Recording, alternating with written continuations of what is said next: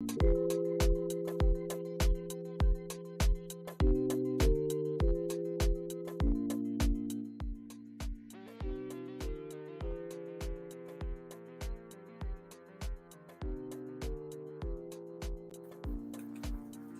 hello everyone.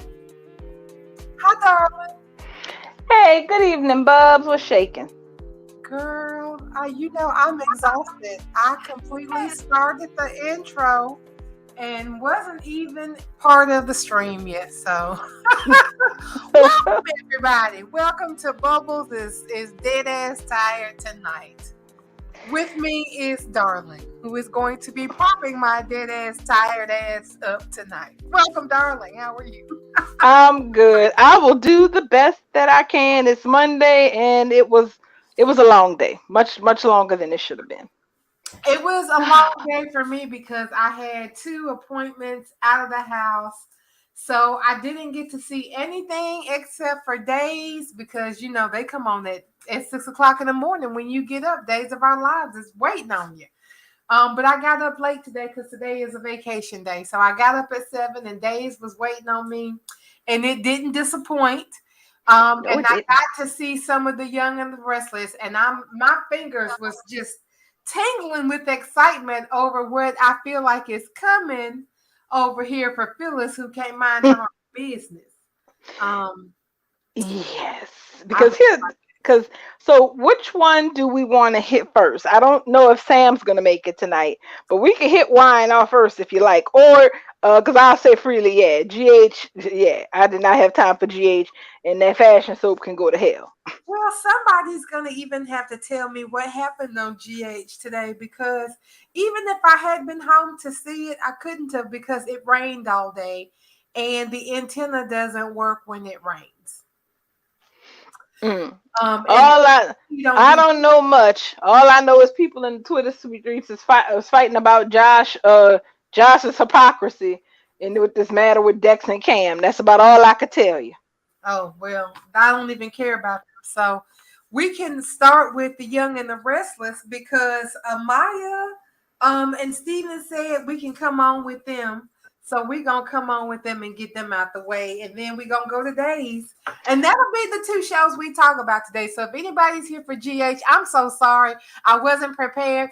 And by the way, tomorrow we might not have a show because I think I have an appointment on tomorrow, and Tuesdays are going to be iffy. But we are also going on hiatus after Christmas, so y'all won't miss a lot. I said a lot with all of that, didn't I? Hmm. Mm-hmm. Hey Sam. Hi guys. Hey, girl, come on in here. I'm I in this forgot. So room. so yeah, we can knock out wine off first because yes, I feel you.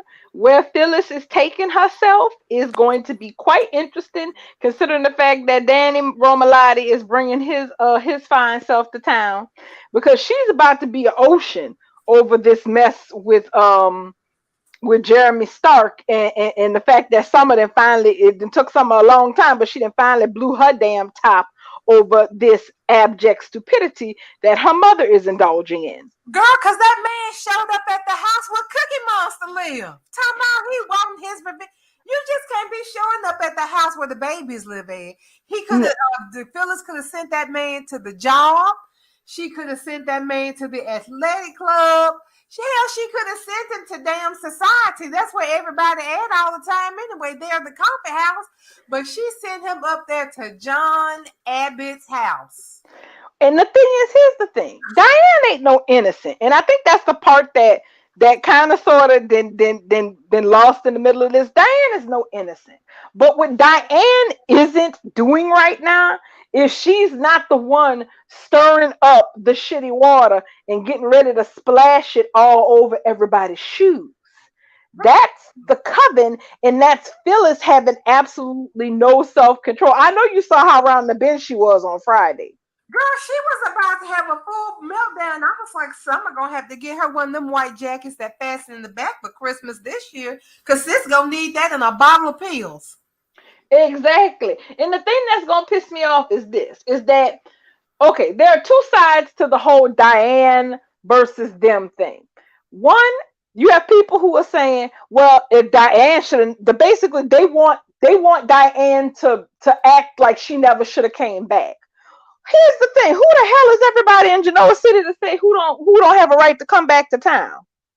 All the criminal ass people living in that town. People then gone to prison for shit they haven't done and for shit they did do. And yet Genoa City is full of folks walking the streets like nothing ain't never happened. Right.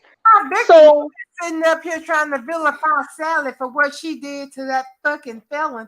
And he held people hostage in the basement of his house and fed them rats. Sally ain't have that girl for but a damn day. They knocked her out at breakfast, drug her down the street by lunch, and by the time it was time for them to make dinner reservations, Wyatt was cutting the pantyhose off her ankle. Victor kept Michael in that damn dungeon for that. That was the whole storyline.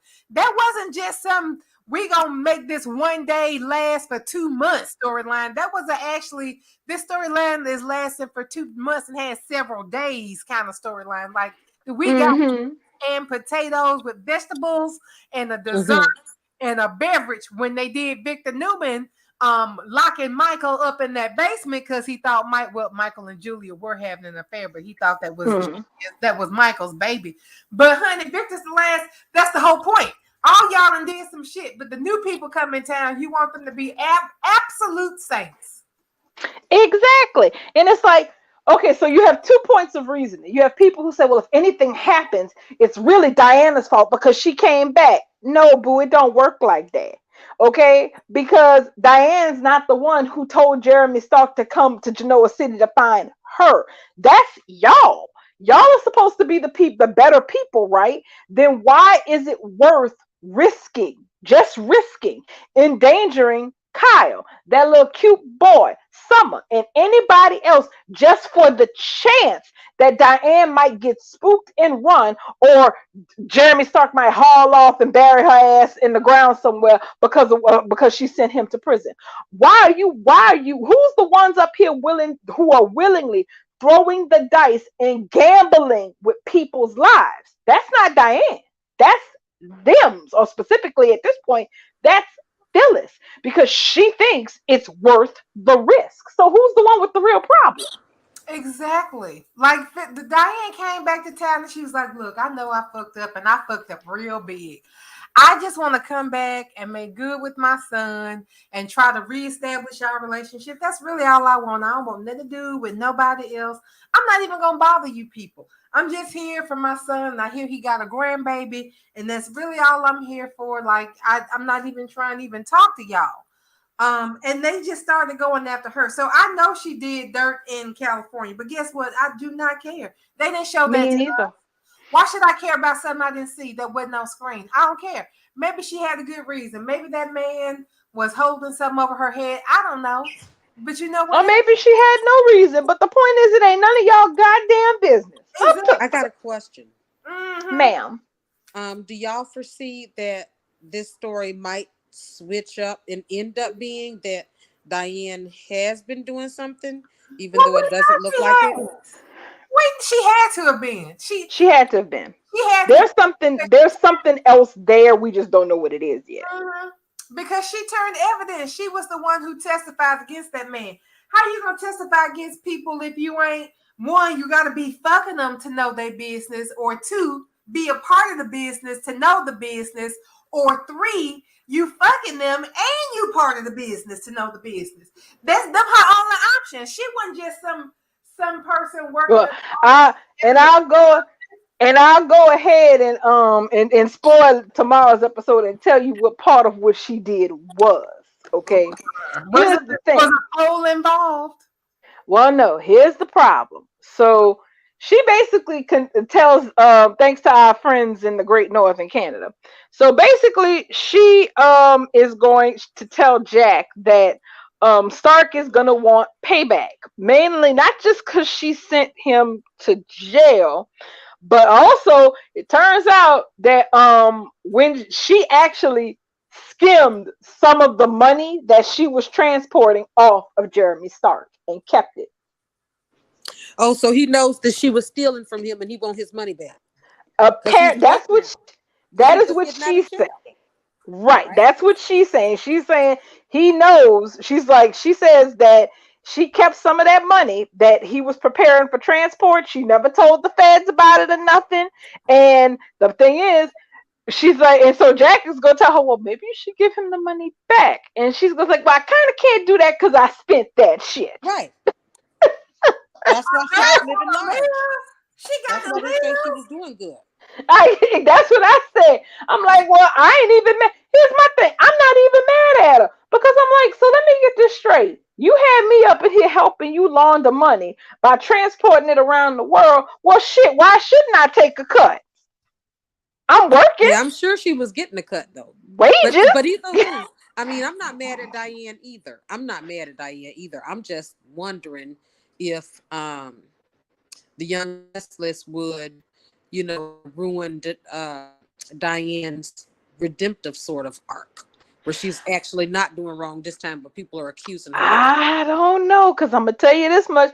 Because my thing is, I'm waiting for Phyllis to completely lose her mind, because tomorrow Jackie Boy is gonna suggest that Diane move into the Abbott mansion. And I'm going to cackle in my throat. Oh. I mean, I am not gonna lie. Diane is playing this, not to say that the threat is not real, because it sounds like it's real, but Diane is playing this up for everything that is worth. And I'm laughing because I'm sitting here like, if y'all had just sat y'all Left her asses alone. down, Yep, yes, leave the lady alone. All y'all and have to ate do your is leave her food. alone. That's the thing. If they had just sat there and ate their food and been quiet, half of the inroads that Diane has made at this point, she never would have made them. Thank you. Thank you. All they had to do was sit back. All Nikki had to do was nurse her vodka. That's all she had to do. All Ashley had to do was go make some perfume in her little lab. Did nobody tell Phyllis to come up out of her hotel and sell it? She could have sat there with, hey, since she sold the hotel, where the hell is Crystal at? You know what? Crystal is unemployed now. So that's another reason for me to dislike Phyllis, because Crystal probably ain't got a job. Out the Who's hotel. Crystal? Crystal is the black. The black girl in the green dress who's always at the Grand Phoenix. Oh, she always in the background walking around. She had one line one time. I was so excited because I was like, they done gave Crystal a line. The next thing you know, she gonna have 3 lines. And then Crystal gonna have family. And then we gonna fuck around and Crystal gonna be related to somebody and she gonna have family and we gonna have some more black people.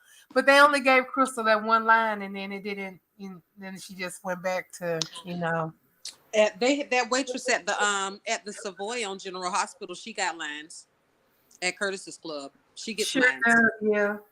But they need to be given these people who we see on the reg lines and just really integrate them into the canvas. Give them whole secondary storyline shit. Let the person at the bar be screwing with the person at the hotel. Why not? We've been saying that. Yeah, we've been saying that. We painted that. We had her order. We had Crystal with somebody at the beginning of this year when they got her name. We had painted a whole fantasy life for Crystal.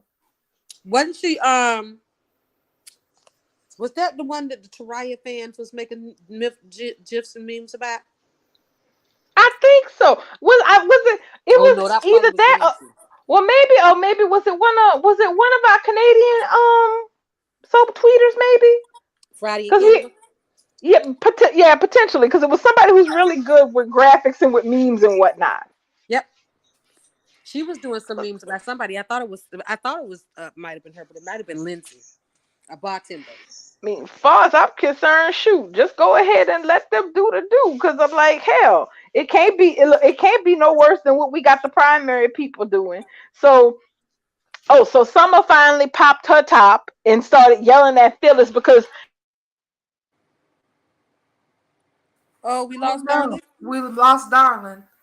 Darling, your sound is out, and she's probably still talking and can't hear us telling her that her sound is out. I poured it to the chat. But girl, yes, I think what she was fixing to tell us is that Summer. I'm back.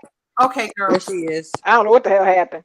Okay, but yeah, Summer finally realized that she'd been doing all this time sticking up for her mama about this, that, and the damn third, only to realize that no, your mama been playing both sides of the fence, honey. She doing everything that she's doing, everything she's being accused of, and playing this what, who, me, innocent bullshit with you, and you two, oh, and you old enough to know better. She really is. And that little look that she had on her face when someone was telling her, you know, we got a kid at this house. Are you fucking around and playing games with people's lives?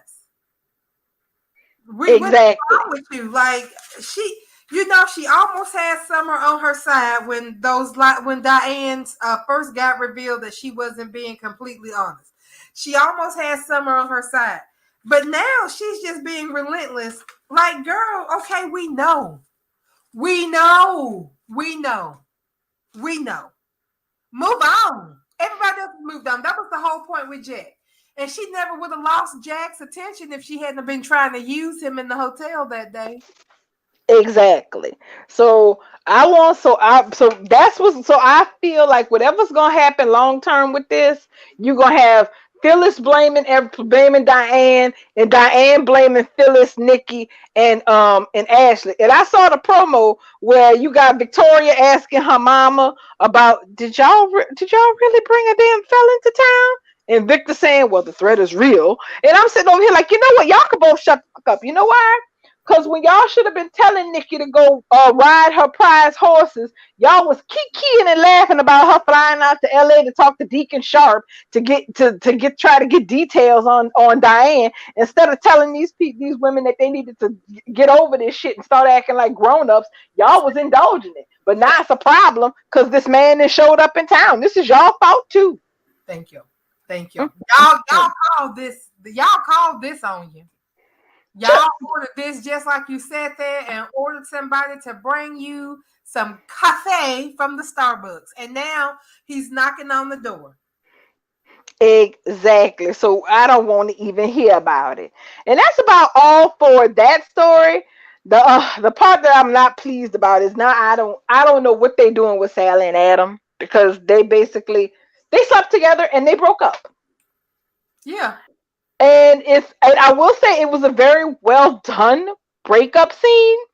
But I was like, wait a second. The thing is, this show is allergic to conventional soap moves. Okay. So in my head, as a soap viewer of a number of years, I'm thinking, okay, there has got to be a reason they have her sleeping with Adam this week and she slept with Nick the week before last. Maybe we're going to get a hootenanny. And then I remember the show that I'm on and the fact that Josh Griffin is allergic to babies. So nobody's going to end up pregnant. So I'm trying to figure out what was the point. Well, listen here. They might let this baby be a baby. Because I think Noah's baby's coming too. Noah's baby a couple of months old, and this girl that they already got lined up thinking that she's going to give them their baby, that's going to fall through if it hadn't already. And It did. They told Sharon over the holiday that it fell through, that adoption fell through. See, now we cooking with butter. She fixing to get up here and adopt Noah's damn baby, because that girl, I really feel like she lied. Just like some of us think Jada lied, but after this morning's episode, we're going to get on days later. But after this morning, I don't think Jada lied about the abortion. But I think this girl probably lied to Noah about losing the baby because she don't want to stir nothing up. She know Noah don't want her, and she gave the baby up for adoption. Ain't no going back. So when this baby pop up in Genoa City, child, I can't wait. I'm a holler. When Noah's little baby pops up in Genoa City and then sat here and got adopted by his sister and his ex-girlfriend. That would be that. See, and the thing is, I want that because that is classic ass soap. That is what should be happening. That's how you kick off mess. I think that's what Josh is going to give us. I think if we just wait and have a little bit of patience, I think that's because nothing else makes sense. No, it don't. It truly don't. It really, truly don't. And so also I'm sitting here also they had Chance over at Crimson Lights, and I'm sitting over here like, so are they gonna let Sharon give this man a ride next to her cappuccino machine or what? Because they both single as a damn shingle. Let it be whatever it's gonna be then. But why is his future ex-father-in-law still in his face, looking like Grumpy Mac Grumpy saying, go talk to your hoe ass daughter about why we ain't together? I know. Have you talked to have you talking to Abby? Like, go to hell, bro. Ain't nobody talk to no damn Abby because she probably somewhere with Devon's cucumber in her mouth. Almost shoot, and I'm sitting there. But one thing that was made clear from that conversation he had with Sharon, because of course Chance is not talking out the side of his mouth, which I will say makes him a better man than half the men on the show. Because I'm sorry, there would have been ads in the paper. It would have been on whatever the damn social media they have in Genoa City is. I would have told the world. It would have been on the radio. Okay, I would have taken out a billboard. But Chance is still sitting up here, keeping his mouth shut about the circumstances of him and Abby's divorce. He's basically just taking all the blame. Yeah, and I would not be. I mean, sir, I walked in on your daughter getting reamed up and railed out like I thought that we did on our honeymoon, but it looked like she was getting it done a little bit better. Yeah, you need to talk to her about what had happened. And talk to Devon about what had happened, but I'm done. I ain't talking to nobody else about what had happened. I would have snitched like I was going up the river for 50 years. Shoot. And the fact that he's still sitting up here and not saying anything, it's going to end up coming to a head. So the thing that he did make clear though, because one question everybody's had, well, where does this leave this situation with Dom?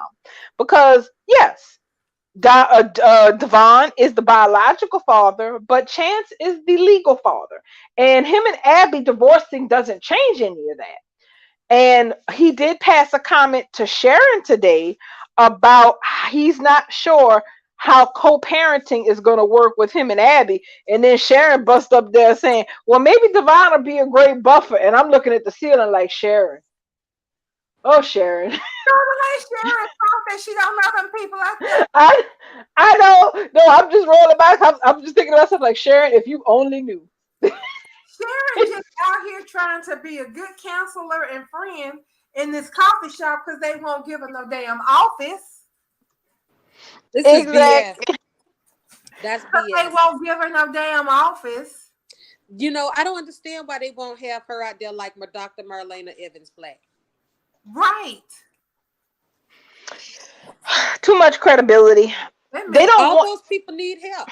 Everybody. That's yes, why, they do. I thought Finn should have been a psychiatrist as well, because everybody needs help. No, but they ain't got no medical doctors in Los Angeles. Not that they even need medical doctors, but that's what I mean. They don't need medical doctors. They do need psychiatrists and psychologists, though. Well, all of them could use that. They could, but come on now. And we have a lot of people who have mental issues in Genoa City right now. At this one time. Honestly, has Phyllis ever gone to a therapist? Because she really, really need to go back. Yeah, Tob. What was his name? Tob or Tim? Tim was a psychiatrist, wasn't he? He sure was. He ended up fucking her and helping her with some of her schemes. Sure did. Oh, well, compromise from go. Mm-hmm. Oh, well, good. Tim was compromised. Yeah. Well, okay. Well, can we get her with a therapist who she can't screw or who she wouldn't want to screw? Can we do that? It would have to be Dr. Marlena Evans, and she's or Nora Gannon. Yeah, Nora Gannon could come back from Los Angeles because they didn't use her for but 2 seconds to write a prescription. What's that? Oh, they said Kirstie Alley passed away. Goodness. At the front door. Hold on. Let me go hit the Twitter streets a minute. How? Sure enough, she trending.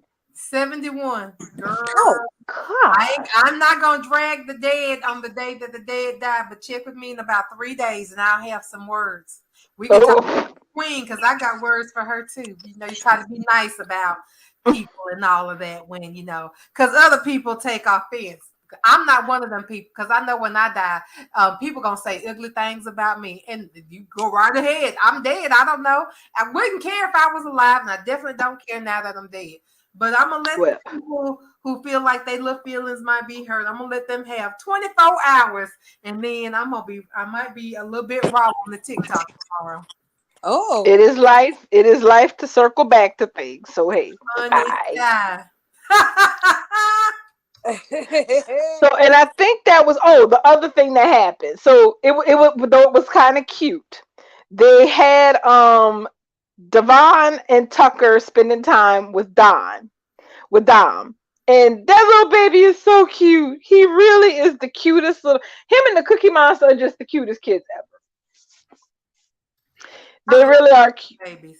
That Yeah. little black ginger baby, I want him for right now before he gets too big. Somebody needs to cast him as Archie. What them people's fake last name is? Mountbatten Windsor.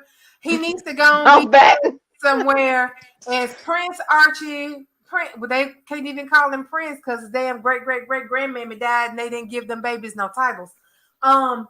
What they calling them? Little Archibald, whatever his name is. He could play Little Archie in the movie. Oh, you right. Actually, And you know what? That ain't a bad damn idea. he really is a little Cinnabon, just like you said. He looked like a little ginger baby. He's adorbs. But you know what is even more adorbs? That he looked like he could go for a Devon and Abby baby. I'm serious. Girl. It's like he is like, oh my God, the casting was for Dabby. It was. Really? It sure was. Because Abby said she wanted a baby that looked like her husband to make her family feel more real. That's what she said, but that's not what she got, did she? Baby, she manifested her husband on the reverse. See, she got the baby because look, she had the opportunity, but she said, I don't want that. Nina said, girl, look at this one right here. This one is everything we was hoping for. Look at him. He got everything, girl. And she said, but his eyes brown and Chance's eyes is blue. I want somebody who got blue eyes so my baby have a better chance of kind of looking like Chance because, it's important that the baby look like their daddy. So that's what I want. And so then she immediately ran out and used the black man semen. So I really feel like she manifested herself a husband that looked like the baby that she had rather than having a baby that looked like the husband she already had. They would call that a self-fulfilling prophecy. It was. Sometimes you got to reverse engineer these things. You're right. She reverse engineered the hell out of her husband, honey. Already had a husband and sat there and wished on one that was better suited toward her and did it. Well, everything was going pretty cute until Abby showed up.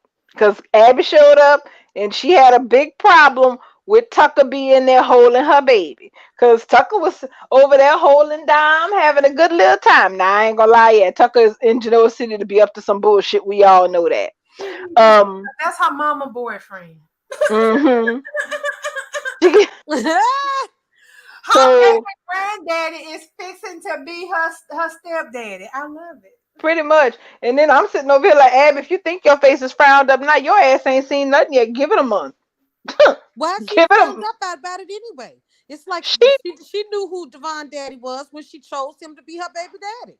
That's what I say. Well, she doesn't particularly care for Tucker to be around her child. So after Tucker, she can't make that choice now. It's too damn late. Pretty much. Because now Tucker is his granddaddy. I don't have much sympathy for Abby for just that reason. I'm like, honey, you could have picked anybody in the world to get you to be the biological father of your child. You chose Devon. So it's going to be whatever the hell it's going to be, madam. So after he leaves, she basically tells Dominic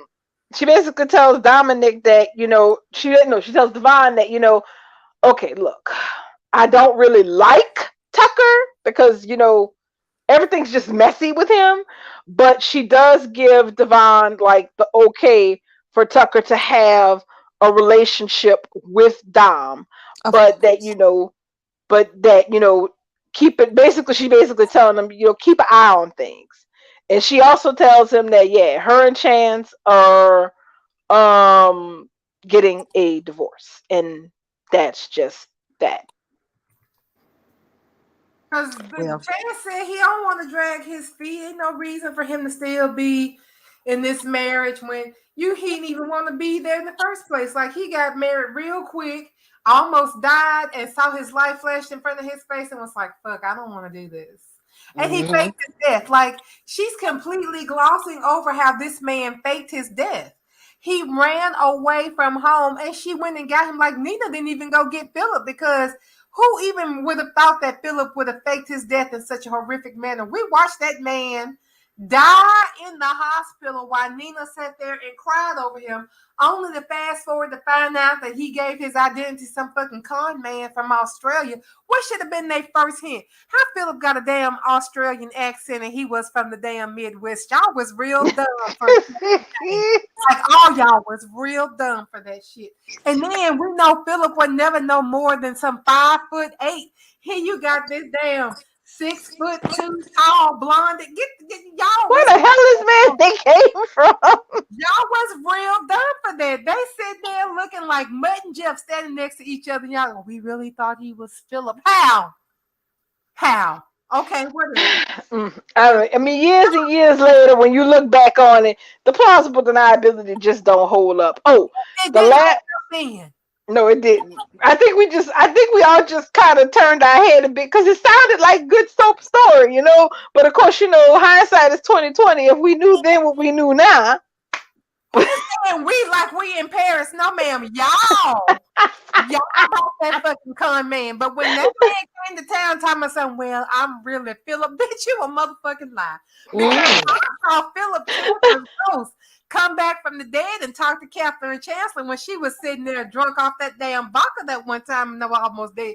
Philip is dead, boo boo. Who the hell is you talking to? Talking about you, Philip. And then here come Philip talking about, well, actually, motherfucker, I'm gonna beat your ass because I cried a month over you. And then every flashback that no, both of you come in. Philip, I kind of gave him a little bit of a grace period because of all the shit he was going through. But that Kane Ashby can suck rocks off of a monkey's nuts.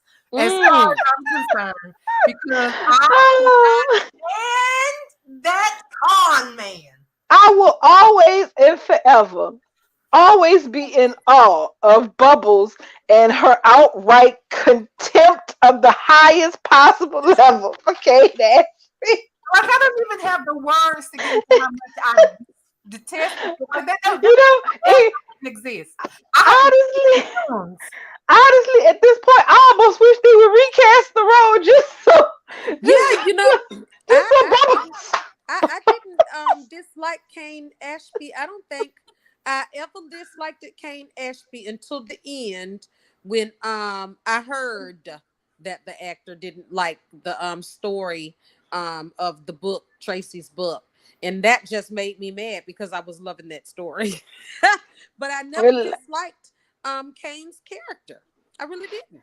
I think this might actually be a case where a recast would make it even worse. That'll just be Bubbles would be like, I hated the fool who was here before you, and I'm gonna hate you too. Listen, maybe if he's shorter and he have an American accent. I'm about to have a panic attack right now because I hate that man so much. Oh wow! I can't breathe. I don't. That's why I'm like, that's all that would need to happen for Lily, husband and her baby daddy to come back and put her right in the middle of a triangle with Daniel, because don't Daniel and Kane have history? You know what? I would stop watching the show. Bubbles is like Mrs. White and it's like Mrs. White and Clue Flames on the side of my face. I cannot do it, y'all. I can't breathe. Okay. But darling, tell the truth. Did Kane and Daniel have some beef back in the day? Yes, they Yeah, well, that's because Kane was the first real. I don't count Kevin Fisher. That was just an aberration from hell. Mm-hmm. Okay, that's because Kane was, Lily's love, real first, real love post her and Daniel's Romeo and Juliet shit falling to pieces over pornography of all things, which I will still say is quite an original story. I have not yet seen a couple break up over porn other than those two, so I gotta give them that. Yeah, I think the first STD I seen on the soap opera was Lily's. Because Paul gave Nikki the clap. What? I'm sorry. Gave Nikki VD back in the 70s. Back show did. Stop it. Lord. Hold on. Wait a minute. In the 70s, everybody was slinging dick. Paul wasn't no different. And I think that was after he went and got Nikki out that coat. Or maybe it was right before she went in that coat. Because your girl, Paul and Nikki, got the bumping uglies. And he put some on her soap and wash off. And oh my God. When did this happen? Girl, in the 70s, it was the late 70s, early 80s, because they was teenagers. It was before she met Victor. Girl, but wait a minute, Bubbles. I have a question. I am older than you. How in the hell you remember that? Bitch, I've been watching this story my whole life. Why y'all when I tell y'all that I used to eat, sleep, and drink The Young and the Restless. I used to write for a website. I was their Young and the Restless writer. Like, this show was when all the other soap operas started to fade away. Young and the Restless was my lifeboat. It was the only thing that looked like it was going to be stable because it was the number one soap opera. And we sat back then and said, ain't no way that the number one soap opera is going anywhere. We're going to be fine. That show's going to be fine. But the Young and the Restless, I'm telling you, I had to have started in my mama's belly listening to the show when it came on, just knowing the theme music. Because me and the show started in March and I was born in September. I swear, I promise you, I remember stuff that I cannot have possibly have seen, like Philip dying when Catherine drove them off the road because he wanted a divorce. I remember that shit. I'm not old enough to remember that. I'm not old enough to remember, but I remember seeing that scene. But I don't even know. I don't even know how I remember seeing that. Maybe I watched it on YouTube or something once upon a time. But I feel like I watched it when I was a child. So a lot of the stuff with the Young and the Restless, I know a lot of their like obscure little quiz stuff, trivia. I know that little crazy shit. Melody ain't even the first Nikki. She's the Nikki we know, but she's a recast. I didn't even know that. Yeah, that was before my time. I mean, and they did say Nikki was the original promiscuous girl. Yes, and you know what? I wanted to go double check, and sure enough, Nikki met Paul Williams on the beach over ice cream cones when she was 17. Both equally promiscuous. Nikki ended up giving Paul a venereal disease. Wait. That's like Paul, even though Paul was a man, he was a good boy because of his mama, Mary. You know, my Paul's a good boy. He wouldn't be out there fucking no hoes getting no disease. Well, Mammy did, and he was. Yeah, of course. See, That's what they all do. And see, they would never even dare. Because first of all, if they did it today, they'd have to rename it STIs because they don't call them STDs anymore. They call them STIs. I remember having to have that conversation with my mother because she didn't know what the hell these people were talking about in this new world. Talking about what the hell are you talking about some STIs on the news about? I said, Mom, they talking about sexually transmitted diseases. She's like, that's an STD. I'm like, well, they call them sexually transmitted infections. And she was like, who the hell renaming the diseases? I was like, ma'am, I don't know. This was after I took sex ed in high school. I just know that nowadays they teach the kids that there's STDs and there's STIs. So apparently anything you get that don't stick is an STI. Yes, it's an infection. The infections and the diseases are different. And I don't know who made that decision, but thank you to those people. I guess somebody needed categorization. It was Well, post the so 90s, now I that can we tell you know, that much. yeah, they got categories and categorizations. Mhm. My word. So Let's we see, and I think the last two things that happened on Young and the Restless was, well, first of all, one after Sally and Adam slept together and Adam left. Why Nick stroll up to that girl hotel room and she in there in her robe crying, the bed's a mess. He could put two and two together and get the flow. Nick ain't exactly that stupid. and this is where the who's the daddy comes in, because he gonna go in there and have sex with her hours after she had sex with Adam. Well, that's the thing. Gross. They had sex last week, so if they don't even want to line it up that quickly, there's still that window of doubt. But that's if Josh Griffin wants to have a baby, that's not one that's baked in the oven, like a crime, like Dom was. And, because honestly, I feel like this man is allergic to babies because nobody really has been getting pregnant since he took over the show. Not like talking about. Well, ain't nobody really around to get pregnant anyway. I mean, okay, I'll give But a people free. have Well, sex on Young and the Restless, don't they? they do, but like case in point. Okay, now I know because of different casting issues. Like one, Summer Ash should have been got pregnant at this point. Summer Get should that have been because pregnant the Summer first wasn't. time she got married.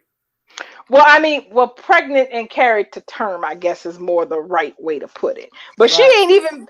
But she ain't even. But she hasn't been pregnant.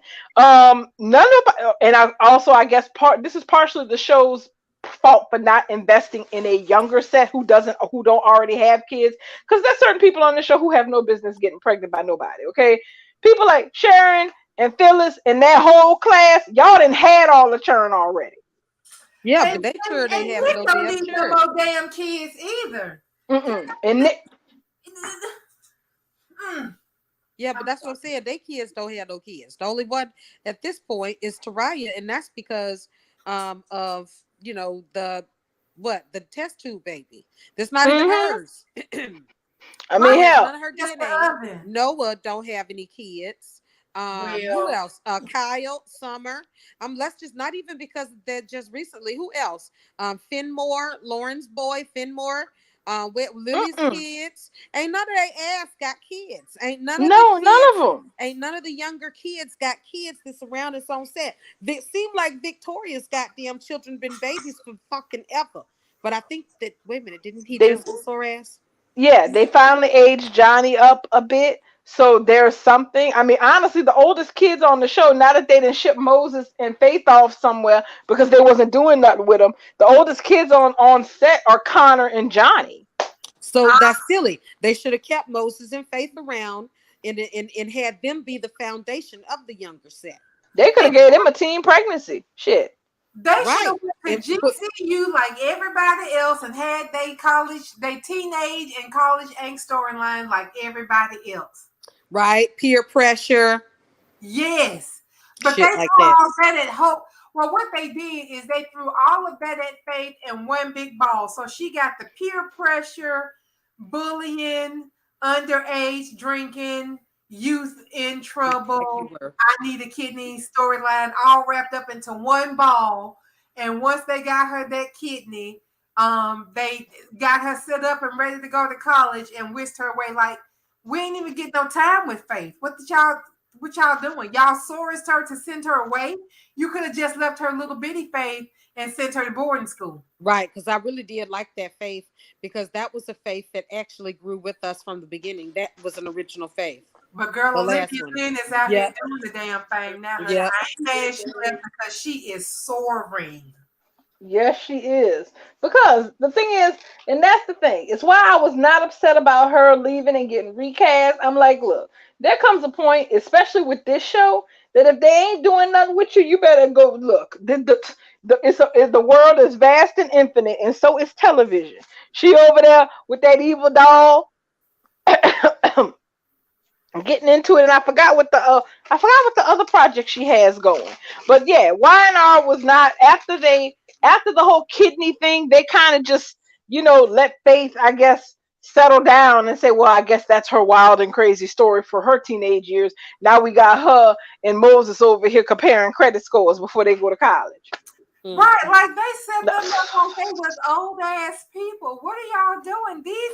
This is your next generation of damn Newmans, your next generation of Winters, and y'all got them up here talking about, well, chickpeas are on the rise on the stock market. Like, come on. They already had a built-in bad boy. Reed was the built-in bad boy of the little group. Bring Reed back, Victoria oldest son. And he ought to be a grown-ass man by now because he was a teenager the last time we saw him.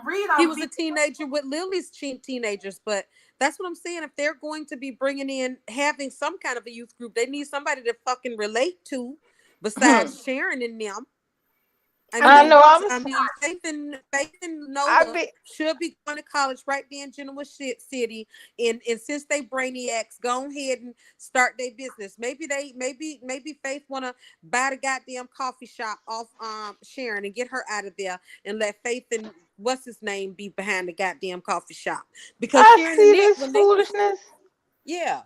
I see this foolishness, and I'd be like, and as somebody who thoroughly enjoyed the old had always enjoyed the teen scene on YNR, I'm like, oh Lord, y'all couldn't even talk to Billy Mac, Raul, Brittany, or JT from back in the day. Ugh. I'm trying to tell you, remember Brittany, how bad Brittany was?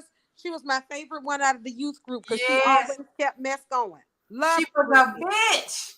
Yes. She was a teen bitch on wheels, and I loved her for it. Yep. Girl, look at her little face now. I'm gonna show y'all this picture of Olivia, and they probably could have left her in place.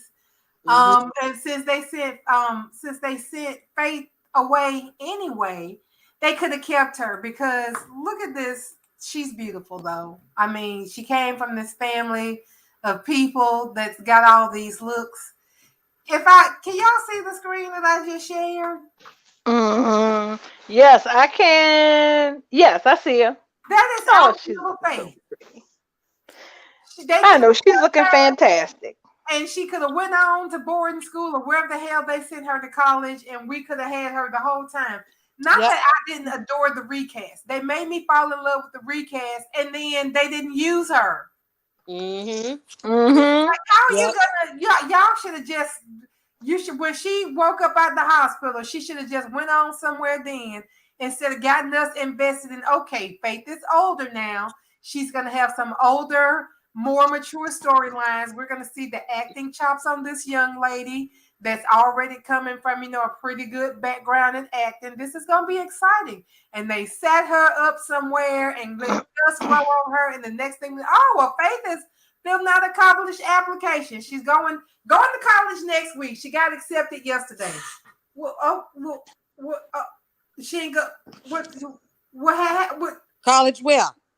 College where? Miller know goddamn well. Right. We didn't even see her in high school. Right. That's what I mean. We saw her in Walnut Hill like twice. And Reed being gone, that's a mess. I mean, at least we at least got Charlie and Maddie in Reed in school. Remember? We at least got them in school. They just and then I think that's where they messed up. Even before they shipped off Lily's kids, Olivia had that girl that she was watching. It seemed like somebody had an idea to go ahead and start building up a youth, and then somebody killed it in the infant. That's what it seemed like edges. Now all we got is senior citizens, grown folks, people who over the age of 25, some people who look like they not quite 30 yet, but nothing else below that, unless you count these little children who look like they're still in junior high. There's no in between. Yeah, that makes no sense for it doesn't. Like YNR that has so many families and extended family. That's one show that does have a lot of non-Newmans, Abbotts, and what was the other family? Chancellors. You got Finmores, you got Baldwins, you got a lot of different families and things. They could do better. They could, and we're gonna see if they're going to try to do better, or if they just gonna let this stuff lay. Finmore's where's Finmore? I mean, ridiculous. Finmore grew up with Kyle and Summer. He should be around. Yeah, Finn should be around. Because he and Summer were best friends until that That's bullying right. accident. Remember that little bullying incident they had? Summer was bullying them kids. Oh yeah, I do remember that mess. And somebody got killed or something. Didn't that boy kill himself? I thought that was Brittany and them. Girl. Well, Brittany them. That was Brittany and Mac just going back and forth, between Raul and JT and having their little things like they were supposed to. But with Summer, she was out there like I think she had pretended to be somebody else at one point. My memory is fuzzy on it because they was young. They was real young and they was in high school, and she ended up bullying one of them kids. And I think maybe she was either at one point, and I feel like somebody got killed. Somebody over here in YouTube knows. I bet you somebody in YouTube knows. Was Summer bullying somebody and they ended up dead on YNO? That might have been during my lapse years. The only other thing that happened on YNO that was interesting was that after Tucker left Devon's, he got a text message from someone who we don't know who, telling him that Jeremy Stark was already in town. And then it switched over to Jeremy Stark in a hotel room at the Grand Phoenix, because apparently that's where every damn person in the world stays, where he was reading something from Talia Morgan. I'm assuming he was reading the article that Tanya wrote about, Talia Morgan wrote about Diane, and then Kyle Ash showed up at his hotel room at the very last minute of the show, and then it went off. Okay, so go ahead. That's all the news that's fit to print for YNO. Okay, so I wanted to circle back to the bullying thing with Summer, because Sam said she thought it was Brittany, but that was the name that Summer used. So I had to ask the Google because I wasn't remembering. So what had happened was Summer created a fake identity to be friends with this little boy named Jamie, because he was being mentored by Ronan. But Ronan, I think, had fucked Phyllis, which is what caused Nick and Phyllis to get a divorce. So Summer blamed him for that, and she decided that in order to hurt Ronan, she was going to go after that boy instead. So says she uses her phony online persona called Brittany to form a relationship with Jamie and draw information out of him, deeply personal and hurtful stuff about his past troubles with the law. And then she blasts it out to everyone on FacePlace. She'll also be using texting and instant messaging to disparage him further. So then she started to like the little boy. She realizes he's a kid who's had a really terrible life, and that she's doing things to him that he doesn't deserve. But at that point, it's too late. The tiger is out of the cage.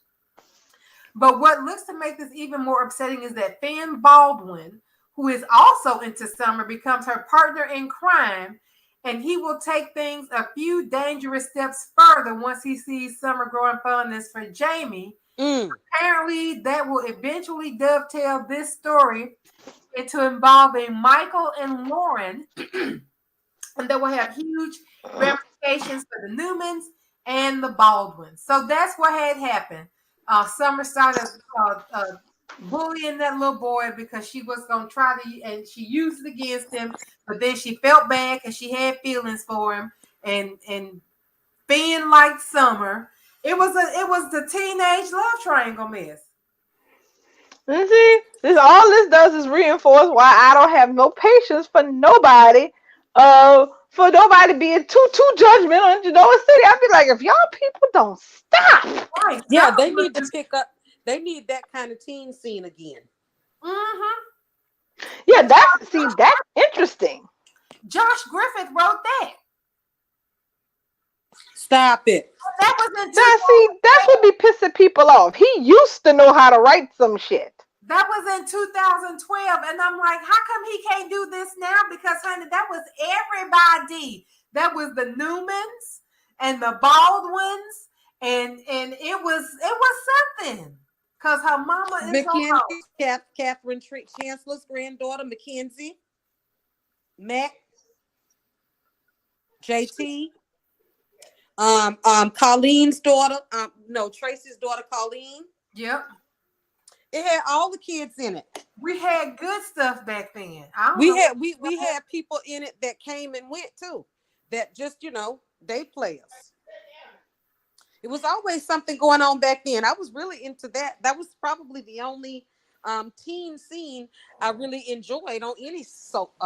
Probably because I was close to the age at the time. Now, Amaya and Stefan have confirmed that the bullying caused Jamie to kill himself. So Summer and Finn made a little boy kill himself.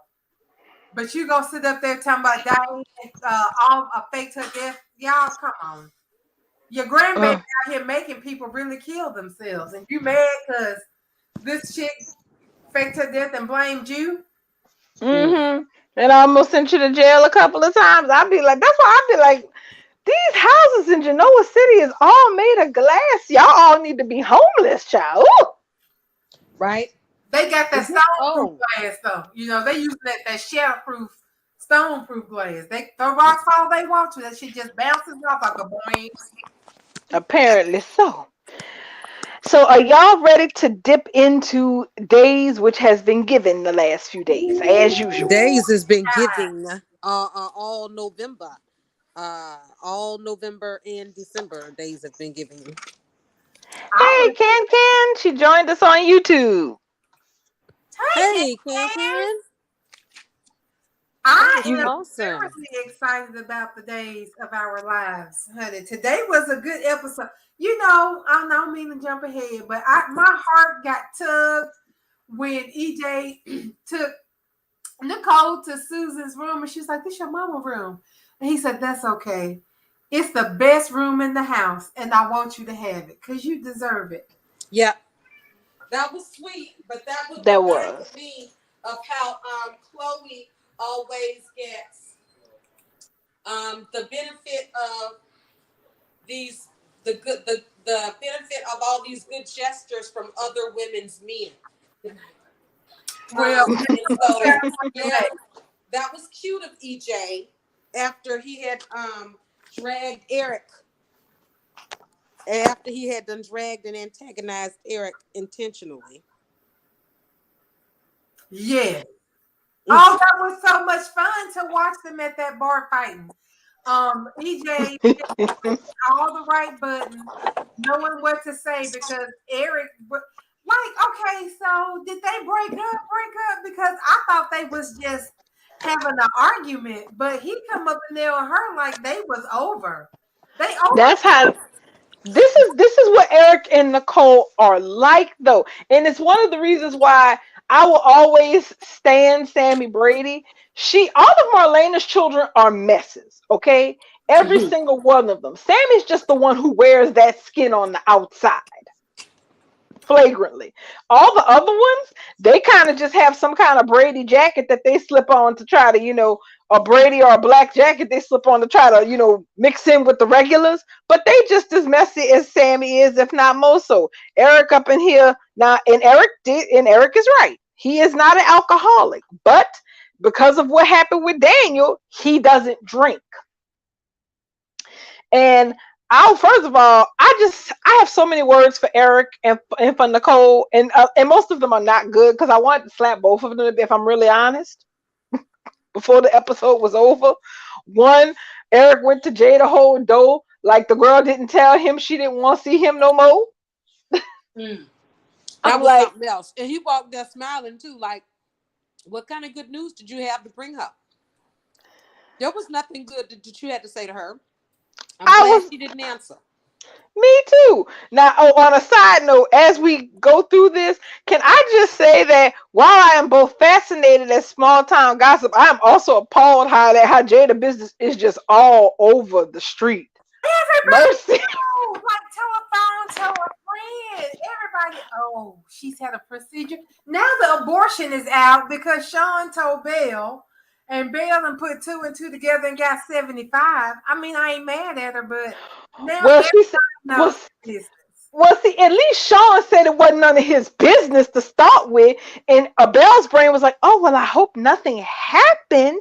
And then once all the shit went down at the bar with EJ and his big damn mouth, I'm like, "Mercy, people ain't got no privacy in this little ass It town." seemed like, because it seemed like Belle and EJ was, I'm sorry, Belle and Sean was doing, just doing exposition at Mm-hmm. first. And then all of a sudden, they walk right in and just get into a whole altercation with EJ and Nicole and Eric. I mean, let's just start out with the confrontation between EJ and Eric over Nicole, or even before it, when Nicole's sitting up there getting drunk with EJ. And Nicole said at one point, I wrote it down, guys. What she said: maybe it is my fault that Jada got an abortion. Did y'all get that? Yes, it did. Mm-hmm. Maybe it is my fault. And what did EJ say? So, but Eric didn't have to blame you because Jada made the decision. Mm-hmm. So, but Nicole was honest with EJ. EJ was honest with Nicole. I understand why people like Eric and EJ, because they are like two people that know each other because they kind of like the same type of person. One came for money and the other one didn't, but they still both low down schemers, and they'll use people. Because EJ uses Nicole. Mm-hmm. It's strange. And that's the thing. They were both, because here's the thing. Eric, Nicole, and EJ are all coming off of traumatic shit that's gone on in their lives in like the last 2-day time span. Okay? Because it ain't been that long since Thanksgiving in Salem time. And while I understand that, my first thing is this. One, I wanted to beat Nicole because I wanted to say, I know you ain't up here like somebody's supposed to feel sorry for you because both Rafe and Eric hate you right now. Oh, yeah. Ma'am. So you did peep at how she wanted to blame EJ. Oh, no, she wanted to blame Eric because she homeless because she told Rafe that she wanted to leave him to be with Eric. She literally was like, now I don't have anywhere to go because I told Rafe I was going to be with you. That's your fault, Nicole. And I'm sleeping at my office. I was like, well, girl, if you making moves like that, I think you would want to secure your own goddamn place to sleep. But that's just my opinion. She want to blame somebody else for her stupidity. That's not Eric's fault. Eric's fault is that he can't stay faithful to anybody. He was with Jada and got caught kissing you. That's how come he lost his baby. It's his fault. But he want to walk around and blame Nicole. Yes, Nicole has something to do with it, and she copping to her part. But Eric is not copping the heels. No, he's not. I don't like Eric. He got anger issues. Did you see how he treated Sean? How he treated Sean. Sean ain't just his brother-in-law. Sean is the whole his whole cousin. And I'm like, y'all fam, y'all before he married your sister, you grew up with him. He's your cousin. What is dude, Eric? And then he was so nasty to my baby Alex. How nasty was he to Belle? He was that. Oh, see, this is to everybody. Yeah, he was, and this is what I mean when I say all of Marlena's kids are a mess. Because you heard Belle, huh? Look, there's nothing I can do right now, and I know that these are circumstances. And then he come out the bag on her talking about how she screwed you. Then she was like, "Get him out of my face! Leave his ass here! Get your own lawyer, mother!" Right? You can't even get nobody to help you because you are here sassing everybody. Mm-hmm. He always called Nicole a slut. Exactly, and that's what Nicole was basically saying. She was like, basically, you saying everything, but I'm a slut. You basically you didn't drop. I mean, because let's not play stupid. That's basically what he was saying without saying it, and she knew it. Assuming she was going to take Eric to bed. EJ to bed, yeah. Eric need his ass. Eric really did need. I mean, look, he got that punch off at EJ, and he shoved Sean. I really wish Sean would have decked his ass because he actually had it coming. No, girl, Sean a cop, and Sean even got up like, okay, dude, I think you need to take a deep breath. I don't even think Sean would have arrested him if he hadn't just kept poking the damn bear. Because he was really ready to just let it go. But then he was like, okay, since you out here fucking hitting everybody, y'all want to press charges against this fool or not? And that's what got it. Like if Nicole had said no, because EJ was like, are you sure? Because, he didn't say here roughing folks up. And they were, okay, I'm gonna file a complaint because he have no business. If we done and we done, he have no business being in my damn face. And he ended up in jail because he could have just taken a deep breath and walked away, and everything probably would have been okay. Exactly. Did y'all see how Eric was stalking that liquor bottle? Yeah, girl. Yeah. So I love that scenery. I love the way they produced that shot. At first, all I was paying attention to was the bottle and the glass on the counter, right? I didn't see anybody because he was out. He was so far back and it was just like blurred out darkness. And when it started to come into focus, that he was sitting in the dark, staring at the liquor. I was like, oh, they really going for it here. They going for it. They is showing us that this man is trying to fight this bottle. I was looking, and I don't know if they had off brand, if it was real. I was like, why it look like you about to just fall? You about to fall over that J&B scotch? Listen, it was calling him, and he showed it. Let me tell you something. Greg Vaughn has been showing his ass. Yes. He been, he fresh off of Queen Sugar. That's true. He fresh off of Queen Sugar. He got all that extra pent up drama energy in him, girl. Mm-hmm. He had no sleep in between. That's true. And he's been giving.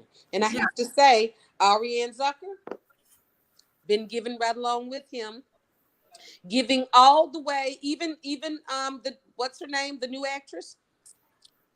Jada. Oh, is it Amelia? Is her last name Cantu? I want to say her name is Allie Cantu. Allie Cantu? Allie Cantu, right? I think so. Let's see. Jada Days of Ellie. Ellie Cantu. You're right. Mm-hmm. I'm gonna have to learn her name because I didn't know it. Ellie Cantu. She's been showing her ass to us, Jada. And she is on these Twitter streets. She's not verified, but she's on there. I've seen her liking some of the comments of people talking about this. And the part that had me rolling was that I'm like, so Eric, and you're right, Eric, if you're done with her and you're like, we can't go back. It can't be erased. Okay, sir, bet. Then why are you in here being so concerned about who's she going to for the night? She's not your woman no more. When did he say it can't be erased? That's what he said. When he said that the whole problem was her talking to Jada and that it was about like this was a violation of trust and that it can't be erased. That bullshit. So I'm sitting over here like, so why are you staying in this woman's face like that? You can't have it both ways. Why? Because Nicole's supposed to spend all her time running after you, begging you to forgive her for what she did. Well, bro, that's not gonna work. Because that's not going to fix whatever's wrong between y'all. And so between everybody who talked today, aside from the principal players of Eric and Jada, and the fact that the only people who they actually told so let's do a head count. So Eric and Jada, obviously, because they were the actual prospective parents. Then you have Eric sat up there and told Rafe. He Eric also told Marlena, who told John. He told Marlena, who told John. Who told Belle. Probably told Sammy too.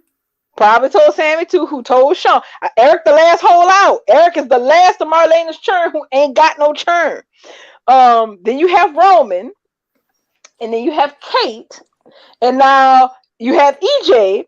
and now Chloe, and now Brady, Yeah, and now family know. the whole Brady knows goddamn about the abortion. No, not yet, but he knows about the pregnancy. And the thing is, everybody who knows Jada is pregnant is also going to end up knowing about the termination because they're either related to or close to somebody who already knows about it, or the fact that she's not going to be looking pregnant in the very near future is going to come up. Especially when they find out Eric done landed his stupid ass in jail, they're gonna ask why. So bam. Yeah, but all of us getting around, and the only person Jada told that I'm aware of was Eric and Kate.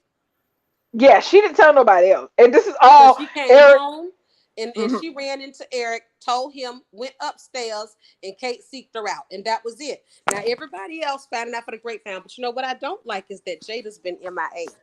Because what I did like though is that we got a lot of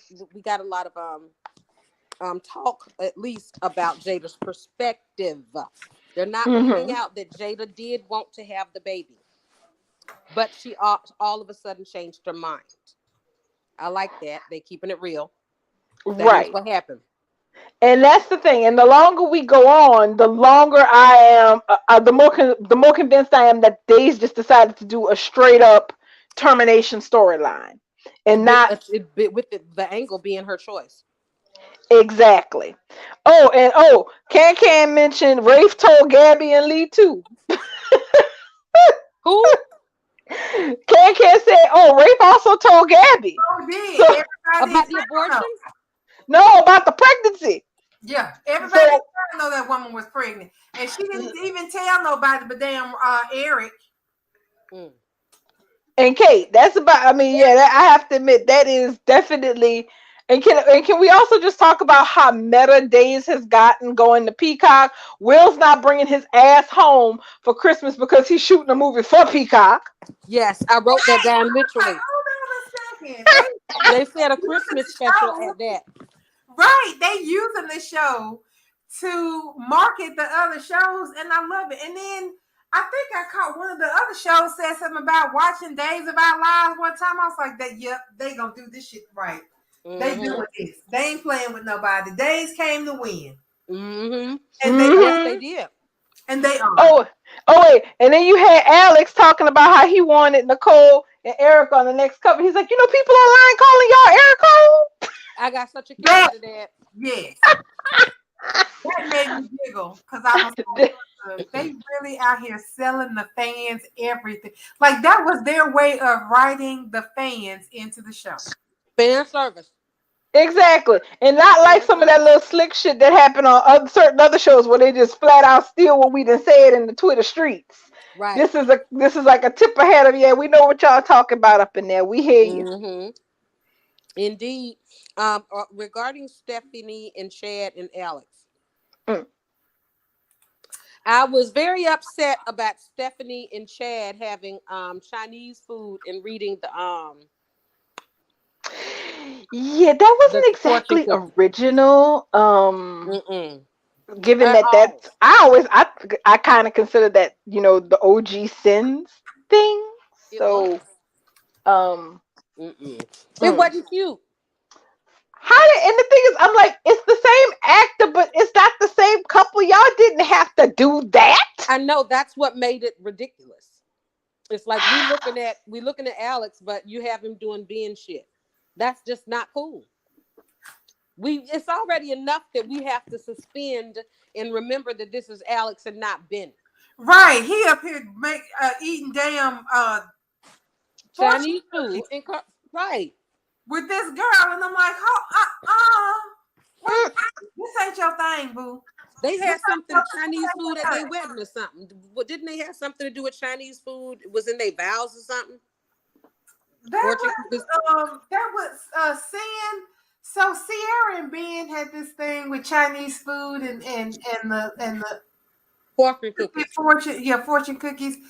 I can't exactly remember, but I know it was a big thing because when she was missing that time, she was talking to them or talking to Susan through the fortune cookies or something. Mm-hmm. It was a lot. Yeah. They did a lot with the damn fortune cookies, and that's why I felt like it was weird, because if doing it with a whole nother couple, fine, but don't do it with Alex. Oh my goodness. What happened? I'm reading the spoilers for next week. Oh Lord, Ava. Oh, I already seen some. Carry on. I'm just sitting here going, Ava Go ahead, read 'em. Vitale, you done lost your. Why this woman gonna plant a bomb at Susan Memorial? Girl, Go ahead. that's what I knew. There was an explosion and a fire in Day of Days. I still hadn't figured out where the hell it came from. Apparently, They Ava. say So Ava plants a bomb. yes, she does. She plants a bomb at the memorial. And I'm sitting here going, At girl, what memorial? Susan's memorial. Who? Susan. They do a memorial for Susan, and apparently she decides she gonna blow this shit up. Oh, I didn't read those spoilers. Go ahead, fill me in. Let's see. Cause y'all know Susan ain't dead. No, and Kristen had my ass rolling today because I'm like, now Susan would not be showing up at Marlena's house first thing before anything else. So that's obviously Kristen. But for what possible reason could she be dressing up as Susan? And then when Brady came in with his, because the thing about Brady is this: Brady is John's son, so he will always have an important place on the canvas. Any John and Bell, Brady and Bell, because there's John kids. But Brady is stupid as hell. Yes. He's just dumb. You just conveniently forgot that Kristen is the doppelganger for Susan. Bruh. That's not the dumbest thing Brady did in the past during Friday and Monday. Let me tell y'all something. I have to keep it real. I don't like Eric. And Brady, I wouldn't like unless Kristen wanted it. And he was Rachel's father. He is getting grace from that. Brady's not smart. Brady needs to be handled, and he needs to be handled roughly. That's why he needs to be with Kristen.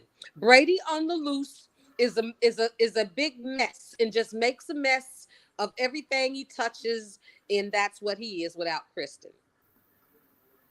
Carry on. So you had that mess over there. Oh wait, the spoilers. So and also I wanted to skim through this week's spoilers to see if so from what I can see from the spoilers out for the rest of this week, Jada is not going to be on. She doesn't show up in the spoilers until like Thursday of next week or something. Let's see. And one of the things I love about Days is that you don't have to worry about anybody not getting over somebody else, because it looked like, I don't know what happened if Eric and Sloan hit the sheets. If they don't, they come damn close. I heard that they're gonna meet each other because she's gonna be his lawyer. You read something more than that? Yeah. Hold on. So here are the spoilers for Days for next week, starting on Monday. Bonnie gets to the truth behind who her kidnapper was. Leo and Sonny get closer. We're gonna talk about that in a minute. Yeah, Leo. Because Will is just screwing up. Gwen has a scheme to save Xander. Yes. Chad and Stephanie contemplate what their future might hold. Then on Tuesday, Gwen pulls Leo into her plot. Sarah tells Justin her suspicions concerning Xander. Things heat up between Eric and Sloan. And Sister Mary Mora lectures Nicole on her sinful ways. Not Sister Mary Mora. Yeah, well, Mary Mora would show up considering Susan's supposed to be dead. Right. So, for the people who don't know, that's Susan's nun sister. Her twin sister. Her twin sister who's a damn nun. Yep. And to this day, I will never in all my life ever forget her lecturing the hell out of Samantha Brady.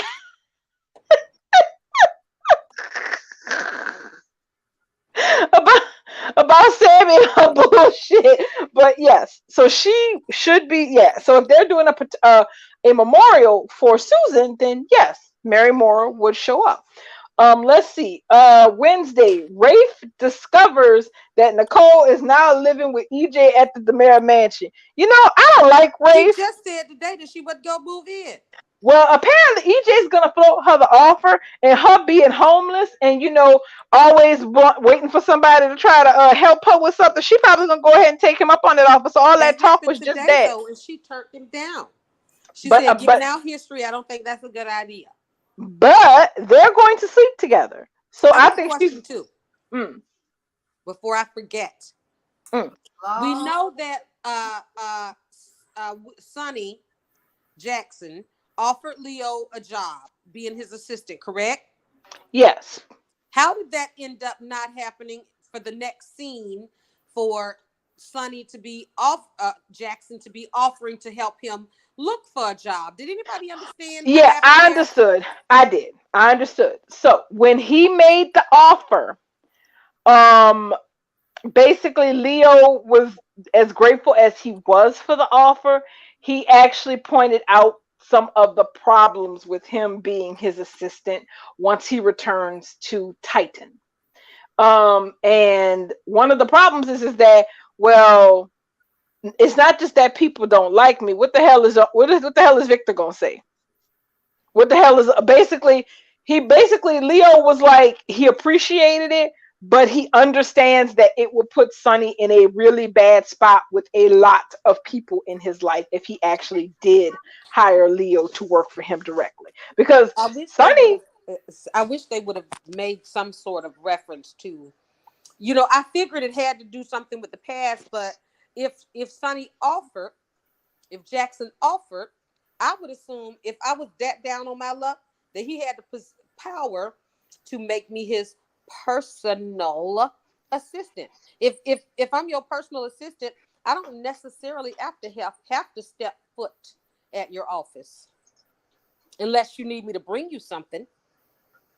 I guess that to me, I guess needed a little bit more. They should have explained it because I guess maybe I'm used to with days getting a thorough story. That mhm. to me, I think they just left that too much for us to just assume. But I digress. What about why he didn't take the job? Yeah, because there was no dialogue. No dialogue. I remember Sonny Jackson offering Leo the job, and Leo's inhaling really proudly and looking at him really stern and proud. Scene cuts back in, and Leo says, "I like to thank you very much for the offer," just like that.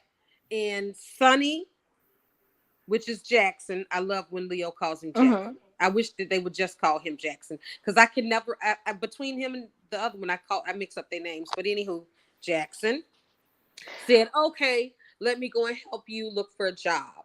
They didn't go into enough to me to say, "Well, why not?" I mean, and it Well, made wait, me wonder: isn't he think. CEO? I gotta think because I'm trying to remember if that was on today's show or was it on Fridays.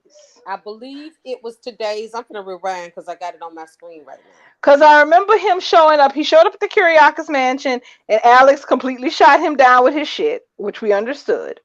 And then they talked after Alex left, and I thought that's when Sonny brought up the fact that he was pretty much recovered, and he would be taking his position because he went on sabbatical because of the whole stabbing thing.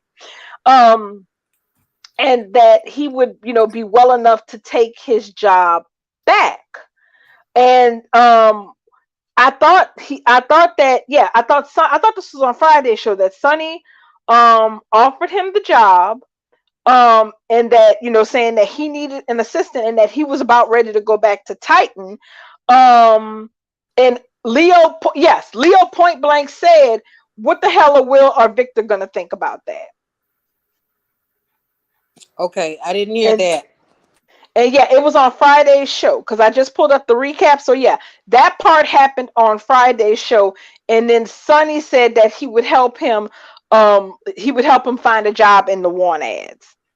Because he realized Leo had a point that Will wouldn't care for it and Victor wouldn't care for it even less if he actually put him on the Titan payroll. Okay.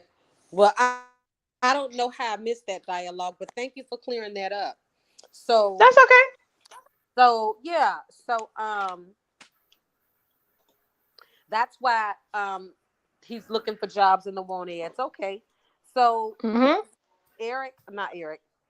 Um who was we talking about, child? I keep flipping the page. Well, 'Cause we there's so much going on, but I really do want to talk about this burgeoning cute dynamic between Will and Sonny. Because first of all, one, I'm about ready to whoop Will Horton's ass.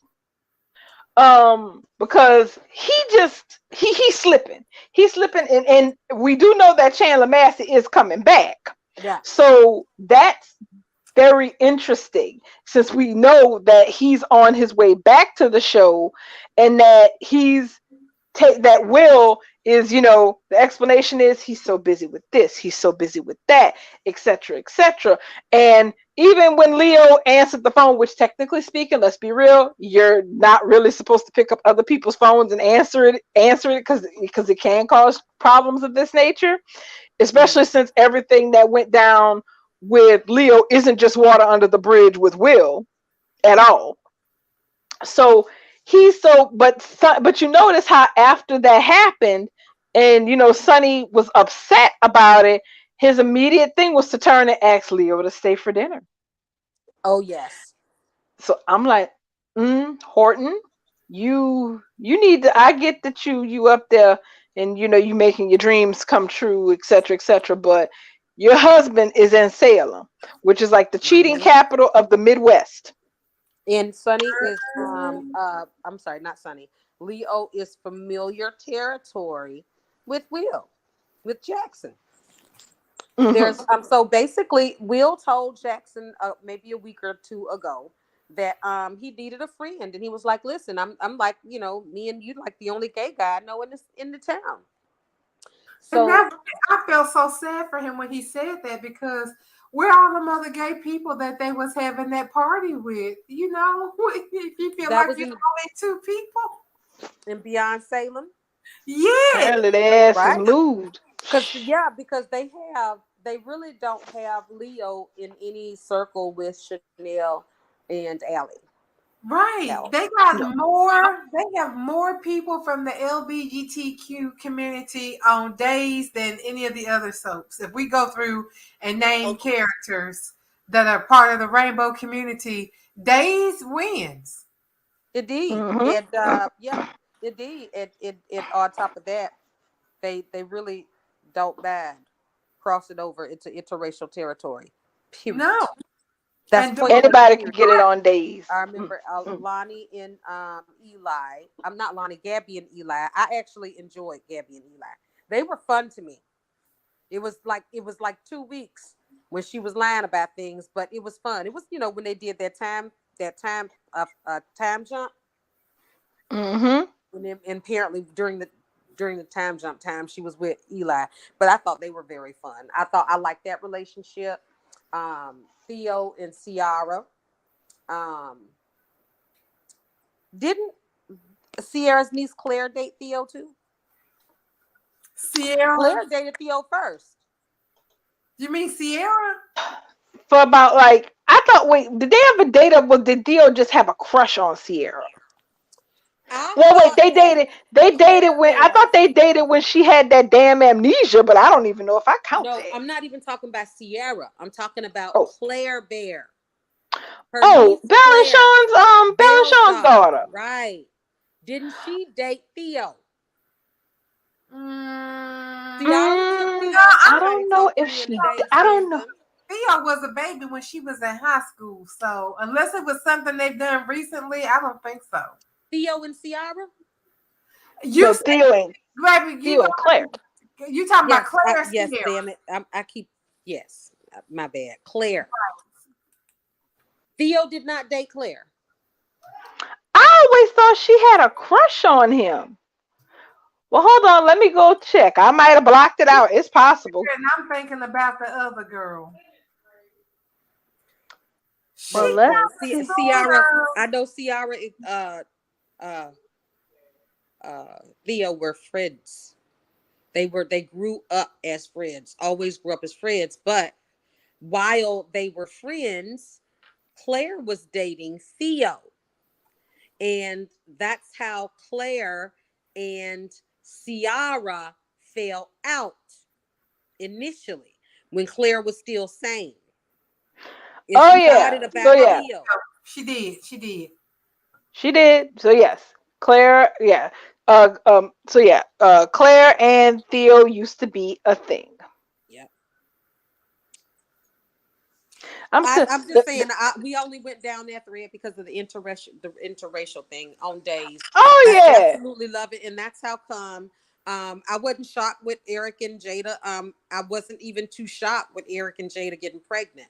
I heard people out there, thumping and thumping and thumping, wanting that biracial Brady baby. But for me, I don't know the history like that to even question it because I see so much other biracial going on. I mean, Julie is Eli's grandmother. And that don't make no sense to me at all. I would have expected a black Brady before a black Horton, if we being honest, because the Bradys was working class people. And I could see them being more in line with being open-minded to being in interracial relationships with people. The Hortons, I really like, up to this very day, I'm still like, there's black Hortons in Salem.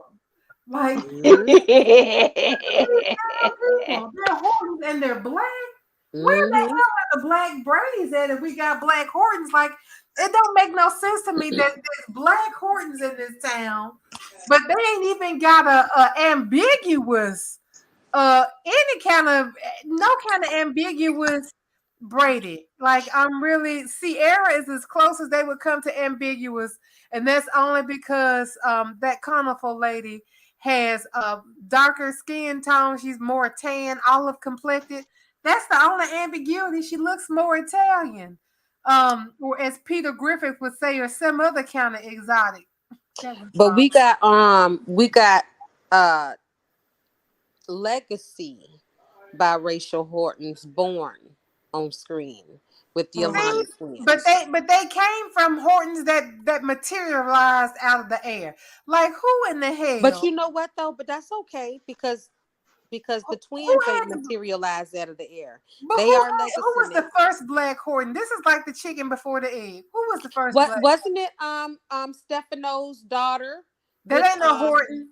Lexi was not a She's Horton. the mirror. Was a Demira. We talking about these Hortons, honey. Well, who was Lexi mama? Lexi Celeste. was a Celeste, and Celeste was a black woman who was not a Horton. She was a voodoo princess. But Bubba's gonna say that to everybody I name. Okay, who else? I guess technically,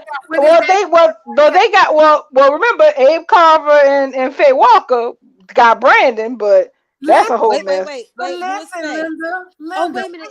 Yeah, but that's kind of controversial considering how that went. On. So and Faye Brandon was Nicole's mom. Faye is Nicole's mom, Nicole Walker? Yes. Mom. Okay. So they had a kid together? A little Mexican boy. Yeah. Oh my God. Nicole's Nicole's older brother, Brandon. Okay. You told me about the little Mexican. Fine son of a bitch.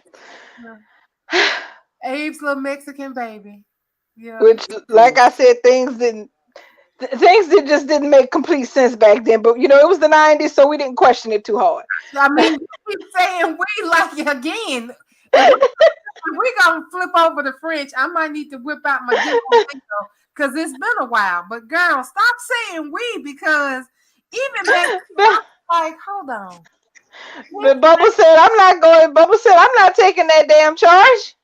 I said he don't even match Abe. Like, how he, but then they was like, okay, so this is Nicole's brother, and I was like, Nicole's brother.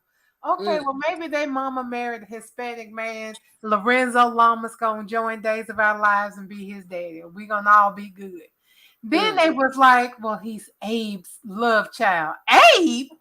Abraham Carver? The record just screamed so hard. We was like, hold on. Abe, if it had been a black woman, being his mama, I would have said okay, because we have we got that gene where we can make all the babies. So I guess what you was trying to figure out now I'm questioning it. how did Eli become black? That's what I'm saying. Which Horton was out here dipping his wig in the chocolate? But somebody got to know, because somebody had to answer that question just recently. I mean, hold on, let me scroll down. But both sides can be racist. Okay, wait a minute. Brady has always been touched. Brady is cute, dumb. I don't know what Electra Storm means. She might have been referring to somebody else. Yeah, but yeah, I mean, let me think if I can remember. Oh, I know what she said. Because Eli's kids with Lonnie are one of them is named after Julie, which is Eli's grandmother. So, who was Eli's grandfather? No. Who was Eli's? Which one of her kids was Eli's mom? Julie. Girl, his mama got to be a black woman. Wasn't his mother Valerie Grant? Maybe Julie had a mixed kid. Valerie's black. Okay, Valerie Grant is his mom, so that's where the black comes from. His mother. Right. Okay, so who is Eli's father? Who the hell even knows? I don't. That's why. So maybe it's one of Julie's sons. Well, yeah, it would have to be, because that's her grandbaby. Mm-hmm. So which Let's one was see. it? Hold it's on. Definitely. So Eli didn't name his kids anything after her, because his kids' names are Jules, an activist name in the middle, and the little boy was Abraham Malcolm, like Malcolm X, Carver. What was her? Okay, so well, see, this is the part that's confusing. Maybe okay, so David. So they said that David is Eli's father, David Banning. So there it goes. So Lonnie and Eli's first son was named David. Who is David Banning? Apparently, one of Julia's kids. Julia? Yes. No, that's Julie. Excuse me. Oh, okay. So David is one of Julie's. So David had a baby, which was Eli, with a black woman, which was Valerie. David Banning and Valerie. Right? Yes. So yes, that's where it comes from. But the thing is, I don't really remember anything about David Banning, like talking about. I really don't. He must have been, because I can tell you, I may have dipped out on days in like the mid 2000s, but for like all of the 90s to the early 2000s, I was a religious viewer. His ass was not on the canvas, wherever the hell he was. So at least we got down to the bottom of it. I feel like this. Amaya said David ain't been on since the 70s. That's what I was about to say. Not since 1983. And they said he died in a motorcycle accident in 2017. So I guess that's how they got us bringing us around back in. But yeah, he ain't been on the show in almost 40 years. 39 years. This man ain't been on the show. So of course, nobody who look how Days did Nancy and Mike. They planted a little seed and sent them off, and then somebody came back and said, yeah, they're together. So I mean, I could see, I wasn't watching it, but I could see that they probably was just as good then as they are now, and probably had that backstory, even though they was off screen, that David Banning had been in a relationship or whatever with Valerie, and at some point they had a kid. I'm sure. I have that kind of faith in Days. Well, see, when it was gone. That's the thing about Days. They have Days is like the exact polar opposite of Y&R and that fashion soap. They have so much history with so many people who had so many kids that it literally takes nothing to retcon someone onto the canvas. It literally takes no work. Like, look at Jada. Apparently Jada's dad was Steve's old partner. Right. Yeah. So it's like it doesn't, but they have so many people and so many people who started off as side characters, who became main characters, who got fully woven into the canvas, that it takes nothing to give. It's not like how it is on other shows where if you're trying to hand somebody an identity, character, because they don't have to invent a brand new character out of the blue. Not when they have characters everywhere that they done sent all over the country in pairs and in singles, that even if they sent them in two different continents, they can conjure them up and say, did you know that they met each other at the goddamn Stonehenge in 1982, and they had 18 kids together. Exactly. Not only that, but hey, I'm waiting for them to decide that at some point they want, because I was completely shocked by this, because I totally missed this, because I remember when I said before that Eric was the last holdout who didn't have no kids of all of the children from Marlena, and I was like, oh no, I'm wrong. Carrie doesn't have any kids. Well, guess what? They gave Carrie and Austin a whole baby off screen. They got a baby? Yes, they have a son named Noah, who I ain't never seen in my life. Well, child, you and me. And so, right, and that's different from retconning. Right. That's different from retconning.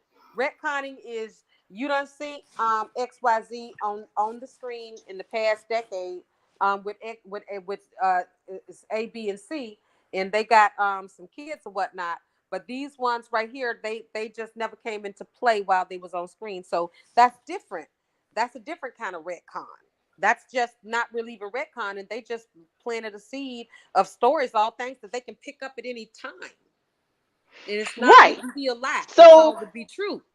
Exactly. So in 5 years, they could decide that, they want Carrie and Brady's son from Europe. I mean, Carrie and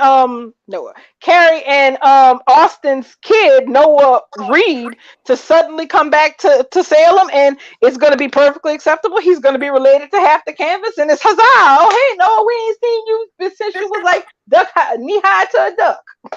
Right. Well, which we never seen them at all, but we never see Jada at all either. But look what the kind of hell she raising with this. The good kind of hell. The good kind of hell, and I'm glad that we get to see her. I think next was it Thursday or Friday? Hold on, let's see. Because I was looking for her name in the spoilers, because I'm still Wednesday. They said Steve turns to Rafe and Jada for help. Because Steve. So I'm not sure what he needs their help with, but he goes to talk to them about something. And shit with Ava. Right. Probably. Trip, because remember, we haven't heard from Steve and Kayla since they went up there and they pretended to be Ava Vitale. I love Mary Beth Evans in that role.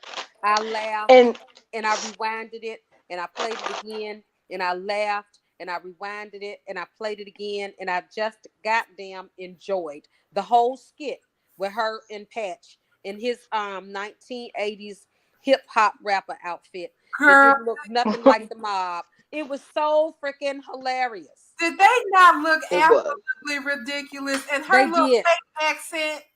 Yeah, it was so ridiculous that it was to me so ridiculous. I couldn't see how Mary Beth Evans could get through that shit without laughing. Girl. I mean, I was looking at her and I was just like, I know she finna bust out laughing. I know she finna, because it was just fun. It was one of those scenes where it was probably actor service. You know how they do fan service? They probably got actor service. Like, what the hell y'all want to do today? Like, we tired. And let them come up with an idea that they think would be fun. And they did.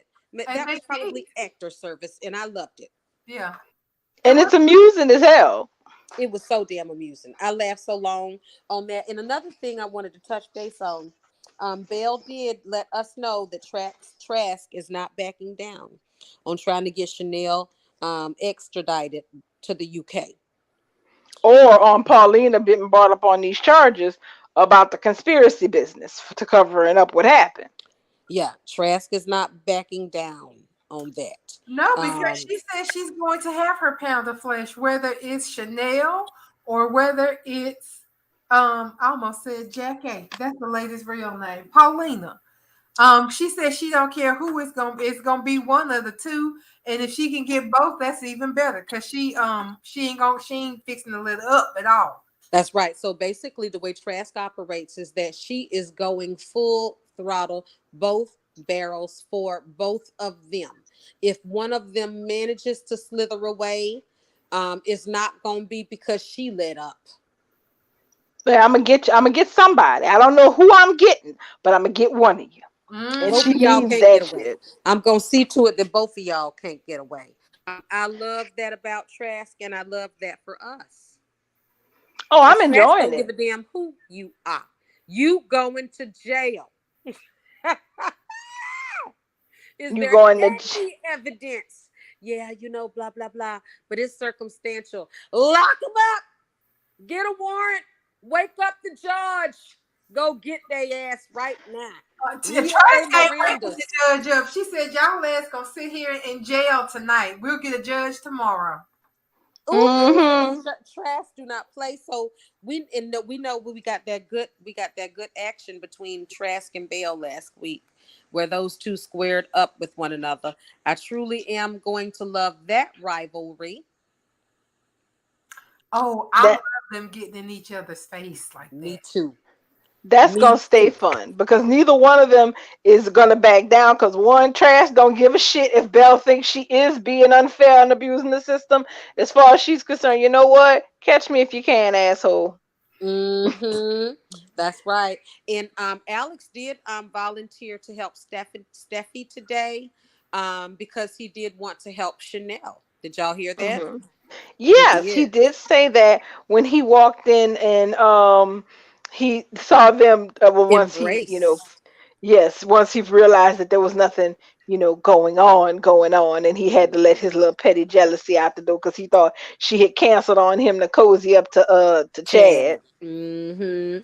And so he was very helpful. He was quick to want to help Chanel. He was very helpful to Stephanie. Stephanie seemed to be very grateful.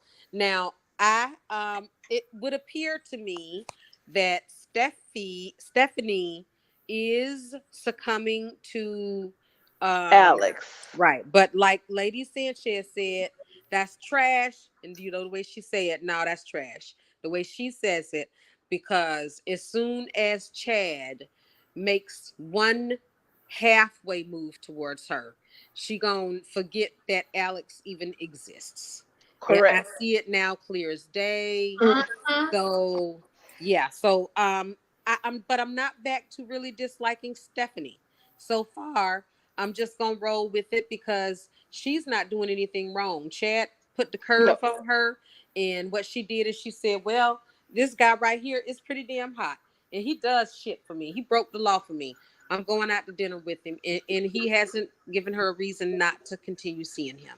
So she's really gonna mess him up bad, but hopefully that's when baby Sierra comes back. And We'll hopefully see. she comes back with baby Bo. I mean, oh, she definitely has to. Right now, I'm not feeling too sympathetic towards Alex because I'm like, okay, you know what? You decided on what you decided on. This is the road you're chasing. So you taking your chances, sir. So good luck.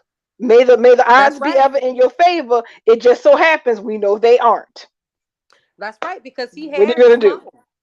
He had Sloan, and he literally stabbed Sloan in the back for Stephanie. So you reap what you sow. Now Ex- Stephanie is going to turn her back on him just as fast as he turned his back on Sloan.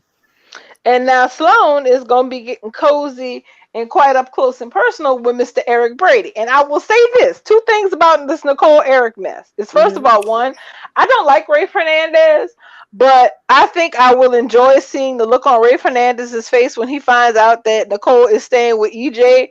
Because I'm not going to lie, from a petty point of view, I'd be like, what happened? Right? Eric scooped up his woman and did the next thing. And not even Eric. I mean, but look at Nicole. I mean, look at it from Rafe's perspective, just like you saying. He's going to look at Nicole being a homeless, basically pillar to post. You said being a homeless. Girl, being get an homeless. apartment. They got Being get a room. right. Shit. Fill the post because she up and said that she never loved him and she married him anyway. And she was going off to live happily ever after with Eric, the love of her life. Now, Eric is gonna be dicking down long leg Sloan. Sloan got legs for days. Eric is gonna get drunk and he ain't gonna be able to find his way from at her motel room. That's where Eric is going to be in Sloan's rabbit hole. And granted, he is on a self-destructive spiral because he doesn't know how to deal with everything right now. He's So, grieving his but you know what? That's all right. his relationship. He now done lost his sobriety. He's behind bars, and he fighting a bit battery on Leo case. Mm-hmm. So yeah, so he about to be a mess. But I do know one thing. All I know is this much. Just like Eric ain't had no business being up in the cold, just like Eric ain't had no business being up in the cold business about her and EJ and such and such. I am not gonna be here for her to be giving nasty side eyes to Sloan and Eric. Well, honey, you done gone off of the EJ house and you done slept with him. So why you care who Eric's screwing? Oh, listen, I would love to get some firecrackers popping between Sloan and Nicole because Sloan and Nicole are two very like the same type personality chicks. They both will cut below the belt from what I've seen. Yeah, but yes, Sloan's a different kind of girl than Nicole is, I think. She is.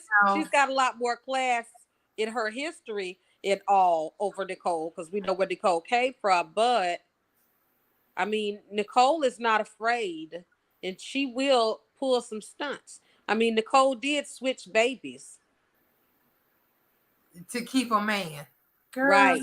And look at Sloan. She done set up camp and she been incognito in plain sight in Salem for a year, waiting to pounce on Chanel and Paulina.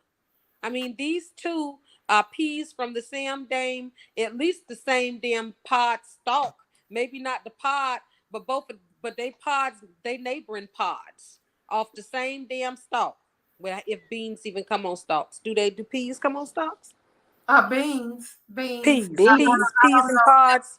Peas, you know how peas and pods, how they grow. I'll go as far as to say I think that Nicole and Sloan probably spiritual cousins at the very least. Yeah. And I wouldn't mind to see two people that don't mind cutting below the belt, going at it. I love that. I don't want to see a tiger devour a lamb. That's not the kind of fight I want to see. I want to see two tigers going at it over a cub. It may very well come to that because because here's the thing, Eric. That's the thing. People in Salem, it is very rare for someone's mourning process of a destroyed relationship to not include them falling in bed with somebody else. It's just not how the show works. But Eric can't fall in bed with Jada. That's not going to happen under any circumstances under the sun. Period. Not possible. At all. So she closed that door quite firmly, closed it, locked it, flipped the switch, and turned out the lights and just pretended she is not home. I mean, could you imagine EJ and Nicole bumping into Eric and Sloan in the square on a Saturday afternoon? Perhaps EJ and Nicole just came from shopping because Nicole gets pretty materialistic when she with EJ. Well, he's got all the money, girl. Of course. That. So we never said Nicole was dumb, did we? No, we did not. We never said that. Nobody ain't never said that. I ain't mad at her. Correcto. And Sloan gonna be schlepping through with good guy Eric through the square. She gonna be talking his head off because all she want to do is get him drunk and get him back up there in that room and handcuff him. And if they really want to make it extra interesting, could they make sure that Rafe and Nicole are sitting down having coffee nearby? I mean, Rafe and Jada having coffee just so they could see the fireworks. Right there, perhaps coming out of Sweet Bits. with a couple Yeah. of donuts. Not coming some out of coffee. Sweet Bits. Just Coming like out of everybody. Sweet Bits. Right, because Chanel will be bonded out. Allie gonna be out. Sweet Bits should be open. Exactly. It should be back open full time open for business. And I just wants to see the fireworks pop off just because it's gonna be just it would be beautiful. I Y'all mean, know it what would I just don't be want the to chef's see? kiss. I I'm don't want to excited. see. The only thing I want is what I don't want to see is John and Jarlena, dragging Kristen during Christmas about Rachel wanting her parents to be married. What I do not want to see is Marlena, grandma, what is it, Granny Marmar? What Oh did God. Rachel call her the other day when Granny Marlena Marmar. Granny And when, Moore. when she Marlena said, your mama no, confused. yo, Uh girl, I your like mama to die. confused. She's like, oh hell no. I like Mm-mm. that, honey. It was so quick, and she was because that's how grandmas can be, right? Sweet but firm. No, she's strong. And then when John was talking to her and he said, well, what's your granny mama? And she looked at him, your grandma. Right? She looked at him the way Ike looked at Tina when she wouldn't eat that cake. That's right. Like, get that shit That's out your right. Like mouth we right not now, gonna play John. with Granny Marmar. Like and somebody called it Barbie on Twitter. I tell you, Twitter is crazy. But Rachel texting Brady her Christmas list was everything I needed out of my little future That star Manny. that little Rhoda Penmark of a girl. I'm just like, first of all, okay, you sitting up here with your little list. You said you want a real pony, not no fake, not no stuffed one. So nobody can't be buying this. She passed the My Little Pony stage. She don't give a shit about them. She wants the realio dealio. And then I know what get it for her. That's what I was gonna say. One of those goddamn Demera uncles better get her a pony. Look, between the Demera uncles and the Kyriakis, somebody could get the child a pony, okay? Kyriakis? Not Kyriakis. Well, technically, I guess. Well, technically, Brady's a Kyriakis. Well, no, Brady is a Kyriakis. So I'm like, look, between all of these families, somebody can get this girl a pony. Hold on. Oh, that's right, because Isabella is Victor's daughter. Right. Yes. Okay, that's how he's a Kyriakis. John Black is his dad. Mm-hmm. Blacks don't have no money, right? Well, now the Blacks. Basic Black, yeah, John got money. But she talking about his family, and that's complicated because he's an Alamein, and they got money too. They got money too. Oh wait, see, John Black is an Alamein? Yeah. Yeah. No. Really, the only people in this city, the only people who didn't have money in Salem were the Hortons. They were just like, and the Bradys. No, the Walkers were like poor. They were like working lower working class. The Hortons were just like regular people. No, Tom was the head of the hospital. They had money. The Hortons were old money people. They had money because Tom was a doctor. The Bradys were the only working class family because they was down there on that damn wharf pushing chowder on people. Bo was a damn merchant marine. John, not John. Roman was a cop. Them was the poor folks. They was True that. Yeah, they were the poor working Irish. Yeah, the Hortons were your middle class people. You know, the standard nuclear family with the mama and the daddy and the 2.3 kids and the dog, and they lived in the suburbs, and daddy runs the hospital and mama runs the nurses at the hospital. That was the Hortons. And then you had your Demeras and your Alamein, them was in the Kyriakis. Them was your big money. Super rich evil people. Those was your Victor Newmans. Them was your billionaires. Oh, like, John was John was adopted by the Alamains. Yes. He was adopted by Vivian's sister. I can't remember her name now, but Vivian's sister adopted John, and Vivian is his aunt. Yeah. Child. Well, that's some schooling at 9:59. Let me And see. let me give you this last piece of trivia. Y'all remember when Victor Kiriakis was a drug smuggler? He was a drug dealer. He was vending drugs. Y'all remember that? Y'all remember Do that? you mean was that when he was wearing that damn white jacket around town? When he first came to town, honey, he was the drug man. He was the Sonny Corinthos. He was the one out here making the deals. Victor, because Salem is a port town. You know, it's like Port Charles. Salem is a port town. I did hear that he was like an original villain when he was introduced on the show, but yes, they didn't plan on him for staying long, but they loved John Aniston's portrayal of that villain, and the audience loved it, and so they kept him on. The next thing you know, they brought on Family. Girl, he was smooth, and the fact that he was up here all bought and caught up over damn Caroline Brady. Was that Susan Flattery?